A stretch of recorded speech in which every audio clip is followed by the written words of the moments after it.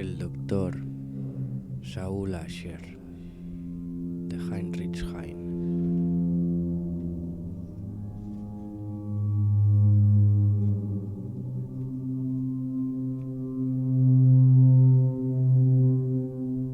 A lo largo de aquella noche que permanecí en Goslar, me ocurrió un suceso realmente asombroso. Hasta en este preciso instante soy incapaz de recordarlo sin verme asaltado por el terror más obsesivo. ¿Cómo nace el pánico? ¿Qué es? ¿De dónde surge? ¿Acaso del cerebro o del corazón? ¿Es alimentado por las ideas o por los sentimientos? Este es un tema que solía emplear en mis discusiones con el Dr. Saul Asher durante la temporada que estuve viviendo en Berlín.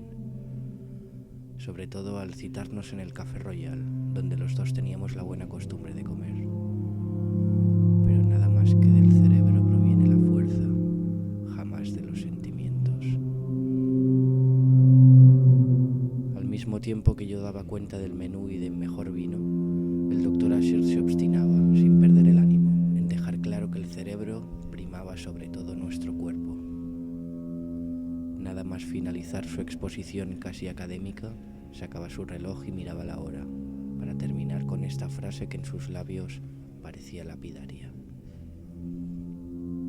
El cerebro es el fundamento más sublime de nuestra naturaleza humana. El cerebro. Siempre que escucho esta palabra creo tener delante al Dr. Saul Asher, con sus pies algo torcidos, su importante levita de un tono grisáceo y su cara seria y gélida, que me parecía arrancada de un cuadro pintado por un geómetra. Este personaje se hallaba más entre los 60 años que en los 50 y toda su vida había transcurrido en la más absoluta rectitud moral. En su obsesión por observar las conductas más positivas, este infeliz terminó por apartar de su existencia todo lo que ofrece de hermoso y placentero el mundo. Por ejemplo, el resplandor del sol, las creencias en la religión o en la poesía, y hasta en las más modestas flores de un jardín, marchaba tan tranquilo en busca del féretro severo y positivo.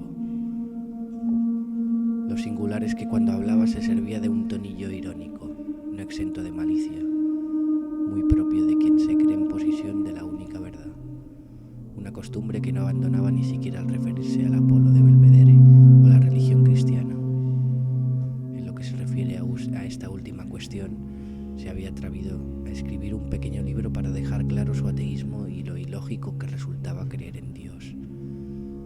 Era autor de un buen número de obras, en todas las cuales se había empeñado en resaltar casi obviamente las excelencias del cerebro inteligente, y había recurrido a unos razonamientos tan convincentes que sus lectores no dejaban de alabar tanto apasionamiento, aunque no se dejaran convencer por el mensaje esencial. Sin embargo, lo más divertido de su comportamiento era cuando componía un gesto severo, no exento de comicidad, en el momento que se enfrentaba a un problema que era incapaz de entender. Una mañana que se me ocurrió hacerle una visita, ya que llevaba varios días sin acudir al Café Royal, su criado me anunció: Señor, el doctor acaba de fallecer. Si he de ser sincero, la noticia me causó el mismo efecto que si hubiera oído algo como esto. Señor, el doctor acaba de salir a dar un paseo por la ciudad. Sin embargo, conviene que volvamos a Goslar. El cerebro es el fundamento más sublime de nuestra naturaleza humana. Pensé una noche en el momento que me iba a meter en la cama. Quería que me sirviera para conseguir dormir con la mayor tranquilidad, pero el recurso fue inútil. Conviene que cuente al lector que había terminado unos minutos antes de leer los cuentos alemanes de Van Hagen von Enses, con lo que me había visto viajando mentalmente hasta la ciudad de Clausthal. El relato era alucinante, ya que un hijo, mientras planeaba la forma de matar a su propio padre, vio aparecer nada más escuchar las campanadas de la medianoche, el fantasma amenazante de su difunta madre. El argumento era tan dramático al haber sido escrito con las palabras más eficaces que mientras lo estaba leyendo no pudo evitar que me asaltaran una serie de escalofríos de pánico, estremecimientos que me acompañaron hasta el final de la historia. Muchas veces he podido comprobar que los cuentos de fantasmas causan un mayor efecto si son leídos durante un viaje, y sobre todo si es por la noche. Peor si uno se encuentra en una ciudad, una casa y una estancia que le son totalmente extrañas al no haber estado antes en ellas. ¿Cuántos horrores habrán podido suceder en el mismo lugar donde nos encontramos? Recuerdo que la luna confería a mi habitación una semipenumbra misteriosa, ya que en las paredes no dejaban de moverse unas sombras enemigas de la paz. Procuré incorporarme en el lecho para comprobar que solo eran el efecto de las luces, y en aquel momento pude ver. No existe otra cosa más tétrica que contemplar, inesperadamente y fruto de la casualidad, que la propia imagen reflejada en un espejo.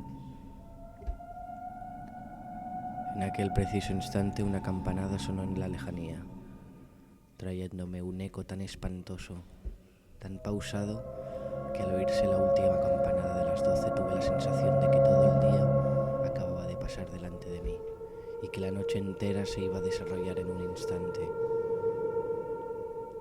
Recuerdo que al escucharse la 11ª campanada, un reloj de pared comenzó a funcionar en el fondo de la casa. Sin embargo, lo hizo con tanta velocidad y con unos sonidos tan estridentes y amargos que llegó a pensar que era un ser humano protestando por la exasperante lentitud de un colega muy molesto. En el momento que las 2 voces metálicas quedaron en silencio, la ausencia de ruido se me hizo opresiva, como si necesitara seguir escuchando las campanadas.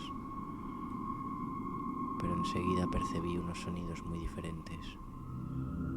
Provenían del pasillo, al otro lado de la puerta cerrada de mi dormitorio. Me parecieron las pisadas inseguras y furtivas de un viejo bastante cansado. Por último, la puerta fue abierta y el difunto Saul Asher entró en mi dormitorio. Una serie de escalofríos estremecieron mi cuerpo.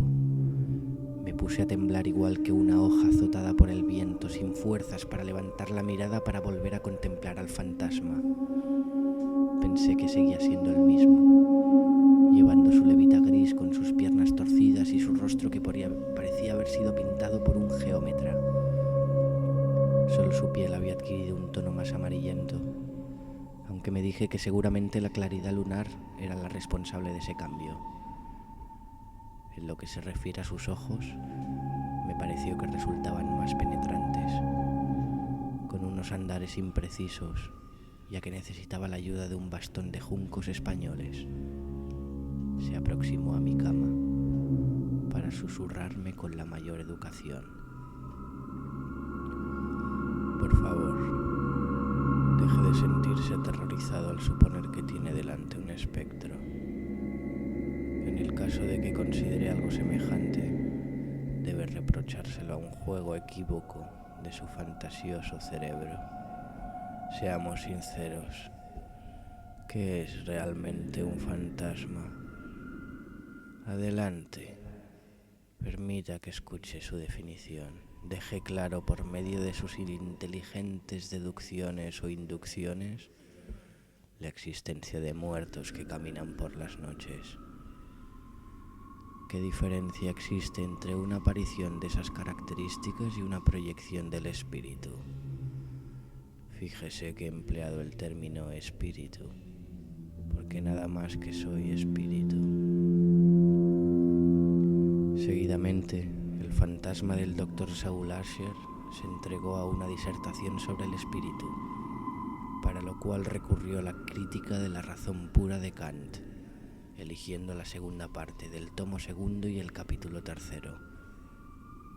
Se sirvió de todos los silogismos para terminar con el razonamiento lógico de que él nunca podía ser un espectro. Mientras Mientras no dejaba de hablar, a mí me corría por la espalda un sudor frío a la vez que me castañaban los dientes, sin dejar de mover la cabeza para apoyar los razonamientos que escuchaba, con el fin de no enojar a aquel fantasma que se hallaba empeñado en demostrar que no existían los fantasmas. Por último, con sus ademanes de siempre, intentó sacar de uno de sus bolsillos el reloj. No obstante, lo único que vi en sus manos fue un montón de bulliciosos gusanos. Al advertir su equivocación, los volví a guardar en el bolsillo con una rapidez inusitada, al mismo tiempo que insistía. El cerebro es el fundamento más sublime de nuestra naturaleza humana. Entonces, un reloj hizo sonar la campanada de la 1 de la madrugada, con lo que el fantasma desapareció entre las maderas de la puerta, sin tener necesidad